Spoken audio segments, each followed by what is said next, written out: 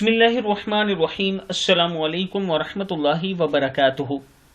عابد راجہ official channel کی طرف سے آج میں اپنے دوستوں کو بہت ہی پیارا وظیفہ پڑھنا سکھاؤں گا۔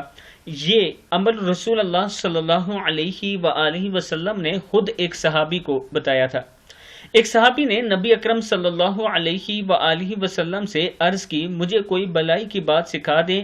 آپ صلی اللہ علیہ وآلہ وسلم نے فرمایا کہ یہ وظیفہ پڑھا کرو، سبحان اللہ والحمد للہ ولا الہ الا اللہ واللہ اکبر۔ اس نے عرض کی، اے اللہ کے رسول صلی اللہ علیہ وآلہ وسلم، یہ تو اللہ کے لیے ہے، میرے لیے کیا ہے؟